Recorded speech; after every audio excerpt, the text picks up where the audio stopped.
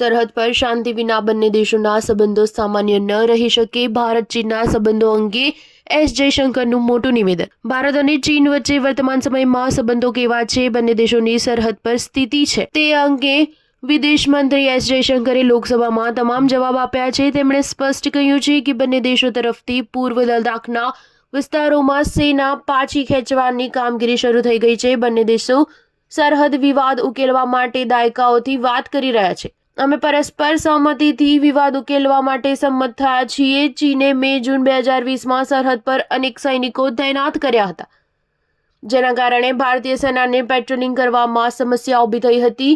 ગલવાન ખીણમાં અથડામણ થયા બાદ બંને દેશો વચ્ચે તણાવ વધ્યો હતો. પછી ભારતે પણ વળતો જવાબ આપી એલસીએ પર મોટી સંખ્યામાં હથિયારો અને સૈનિકો તૈનાત કર્યા હતા. તેમણે લોકસભામાં કહ્યું કે એલસીએ પર ડિસેન્ગેજમેન્ટની કામગીરી પૂરી થઈ ગઈ છે. લદ્દાખ અને ડેમચોકમાં પણ કામગીરી પૂરી કરી દેવાઈ છે. હવે અમે તણાવ ઘટાડવા સહિતના મુદ્દાઓ પર વાતચીત કરી રહ્યા છીએ.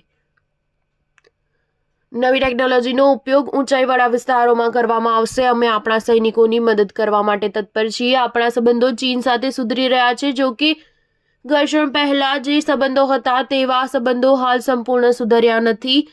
આગામી સમયમાં અમે ચીન સાથે ચર્ચા કરીશું કે હવે વિવાદ ન થવો જોઈએ. તેમણે ભાષણમાં પણ કહ્યું કે વર્ષ 1991માં બંને દેશો એલએસપી પર શાંતિ જાળવવા માટે સંમત થયા હતા. 1993માં એલએસી પર શાંતિને બહાલી આપવા માટે સહમતિ યથાવત રાખી હતી. બંને દેશો સ્થિતિ સુધારવા માટે પ્રતિબદ્ધ છે. બંને દેશો વચ્ચે જ્યારે પણ બેઠક કરવામાં આવી ત્યારે તે સમજૂતીને યાદ કરવામાં આવી છે. ભારત તરફથી એવું પણ કહેવામાં આવ્યું છે કે હવે આગામી સમયમાં આવી ઘટનાઓ ન બનવી જોઈએ.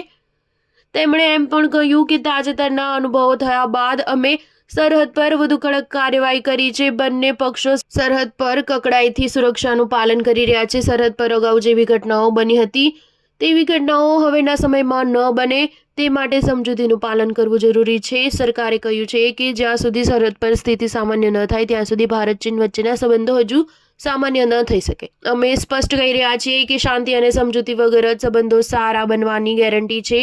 ચીનના વિદેશ મંત્રી અને સંરક્ષણ મંત્રીએ પણ ચીનના સમકક્ષો સાથે વાત કરી છે. સ્ટાર ન્યૂઝ 7 હંમેશા સચ્ચાઈની સાથે.